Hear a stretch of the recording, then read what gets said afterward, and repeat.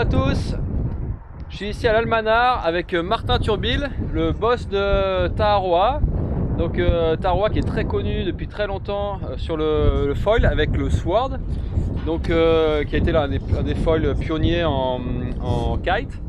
Ensuite il y a eu le Sword 2 qui a eu pas mal de résultats, vous avez quand même eu beaucoup champion de du champions du monde, monde. champion d'Europe. Voilà, et cette semaine, Martin sort le Sword RS. RS, donc la toute dernière nouveauté de Taharoa. Et puisqu'il n'y a pas meilleur que lui pour le faire, et tu vas pouvoir nous en parler. Et déjà merci de me recevoir pour vous présenter ce nouveau foil.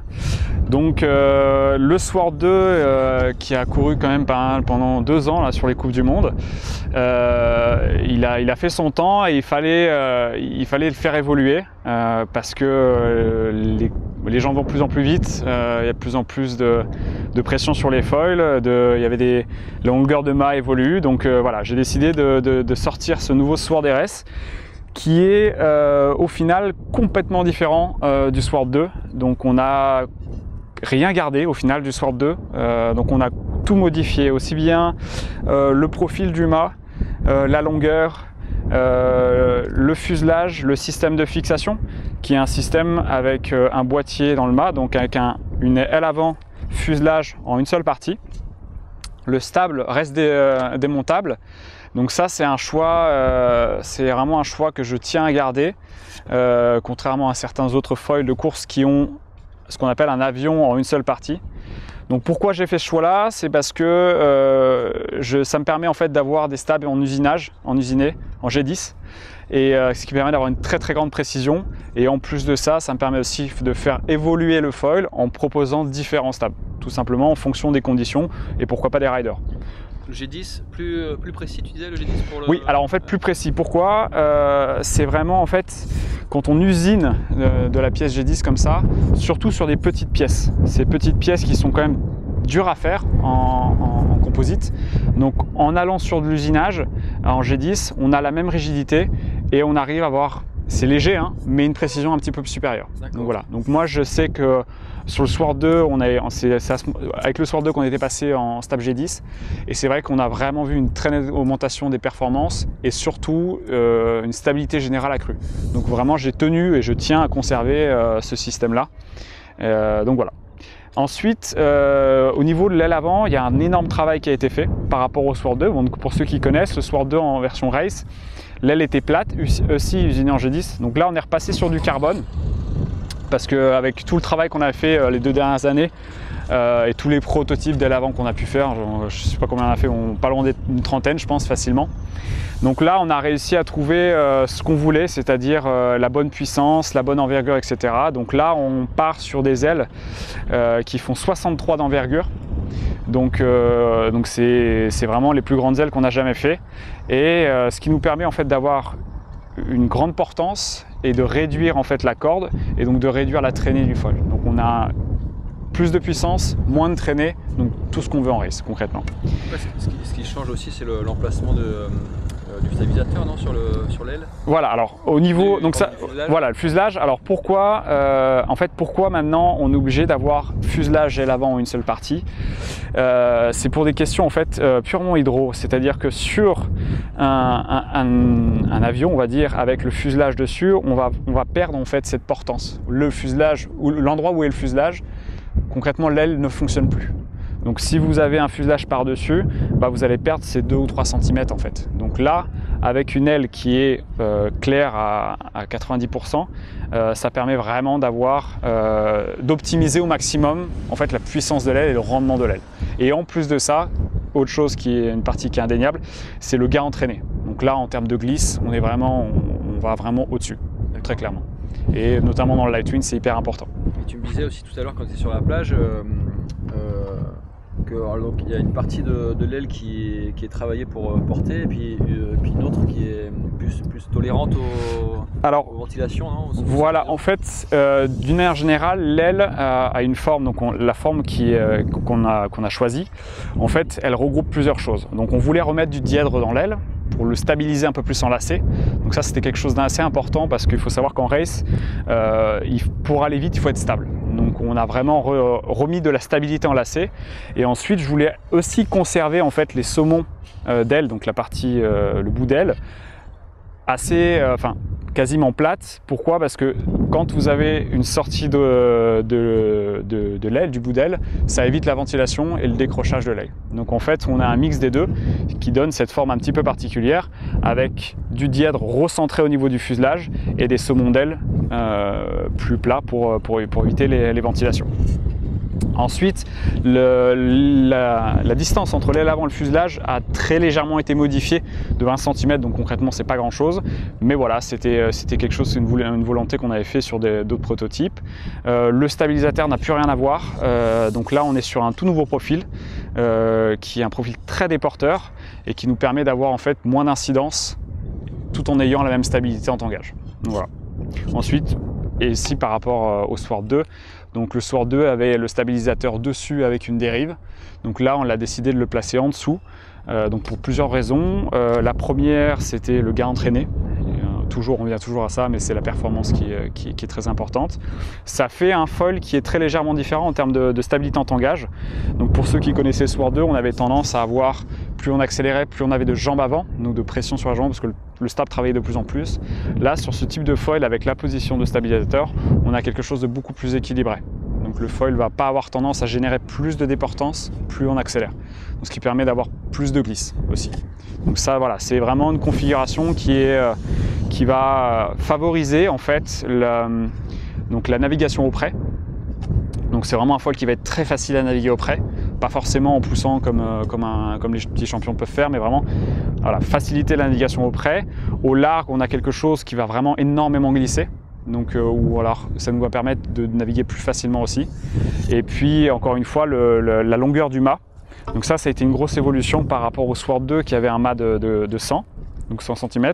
Là on est passé à 110. Pourquoi 110? Tout simplement parce qu'on a une grande aile de 63 devant, donc toujours pour au près pouvoir pousser et incliner la planche de plus en plus.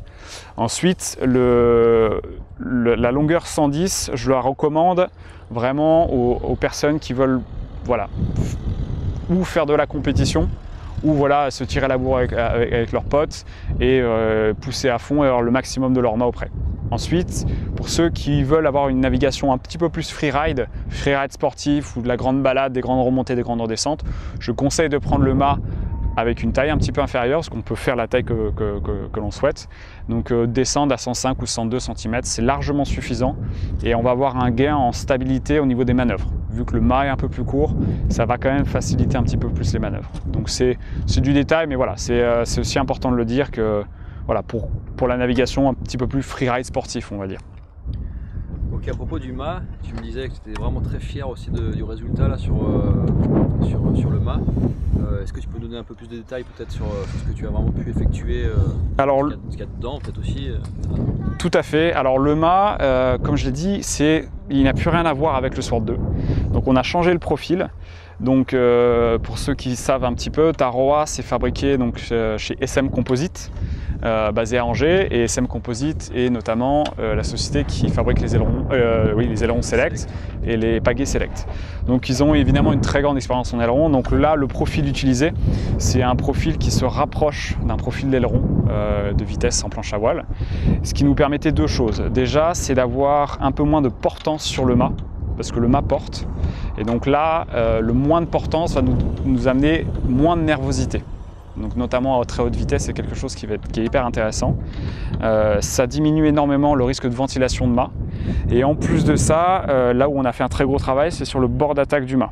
Le bord d'attaque est vraiment fin. Et en construction, en fait, ça nous permet d'avoir une régularité et une précision qui est plus importante que sur le Sword 2. Donc c'est des petits détails toujours, mais qui est un mélange entre la construction, ce que l'on peut faire et ce que ça va nous apporter derrière en navigation pure. Ensuite, le changement de profil de mât nous permet une meilleure répartition des fibres. Que ce soit du bibier ou de l'UD. Et en fait, on est plus fin que le Sword 2, mais on est plus rigide, de 30%. tout simplement parce que le profil est différent et que les fibres qui sont importantes, qui nous permettent de bloquer le twist et le flex, sont mieux placées entre guillemets dans le moule. Et donc voilà, on a ce gain en rigidité qui est de toute manière hyper importante du fait aussi de la longueur de 1,10 m. Ok, et alors en parallèle, tu sors la nouvelle planche aussi? Exactement, parce qu'il fallait fatalement avoir une planche pour ce Sword RS. Donc là, c'est une planche qui a été dessinée en fait avec des cotes type race. Donc c'est-à-dire elle fait 142 de longueur sur 43 de large.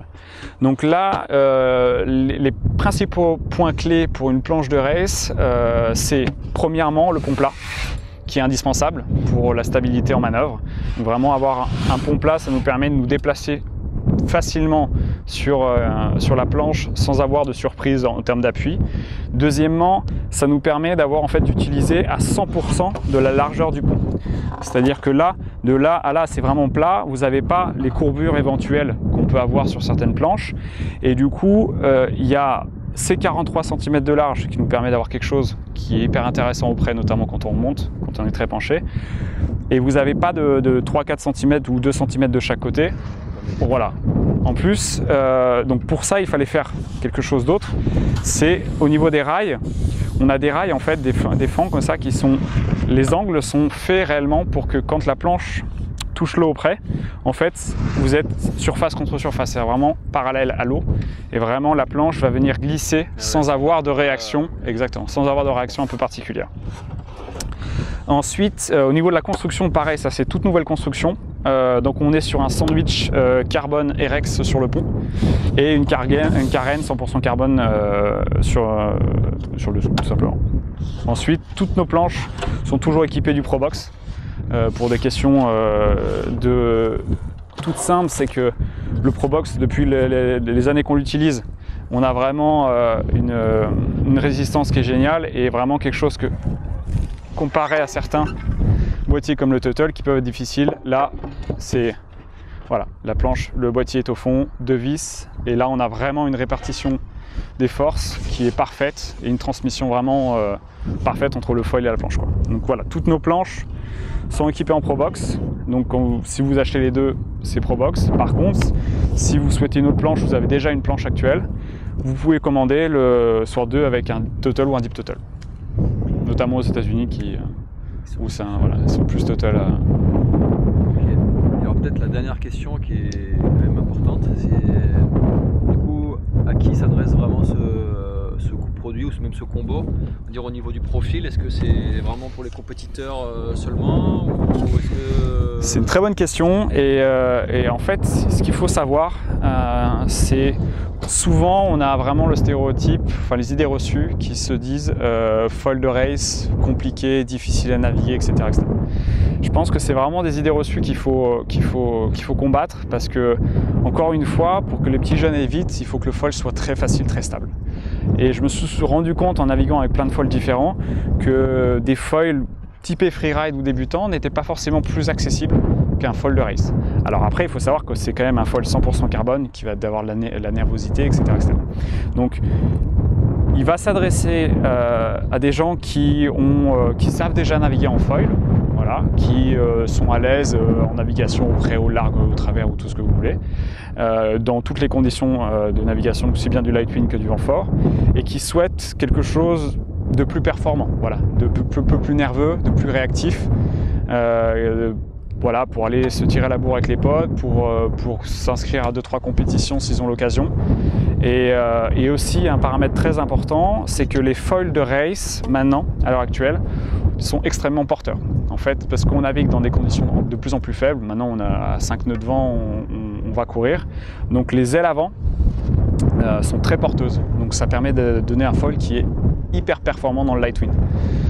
Et on va avoir donc cette portance qui va nous permettre, voilà, de naviguer dans les plages très basses de vent et d'avoir cette facilité de décollage dans le lac, tout simplement. D'accord. Alors est-ce qu'il y aura ou est-ce qu'il y a déjà des donc L plus stabilisateur, enfin un avion peut-être moins porteur, plus pour le travers, plus pour le renfort? Alors pour l'instant, de disponible, il n'y a que la version race, ouais. Mais c'est certain que le foil d'une manière générale a été fait pour pouvoir faire évoluer tout ça. Et donc dans un futur, à mon avis, très proche, il y aura une version speed du Sword RS avec un nouveau stable, un nouvel avion et une nouvelle aile avant. Et pourquoi pas une deuxième taille en race si on voit que dans le vent fort, par exemple, ça serait peut-être intéressant d'avoir un petit peu moins de portance à l'avant pour avoir un peu plus de glisse, etc. Donc vraiment, c'est un foil qui est évolutif. L'idée, c'est voilà, vous avez votre mât. Et derrière, voilà, vous changez votre avion de race et vous passez sur un speed, etc. Ok, bah merci Martin.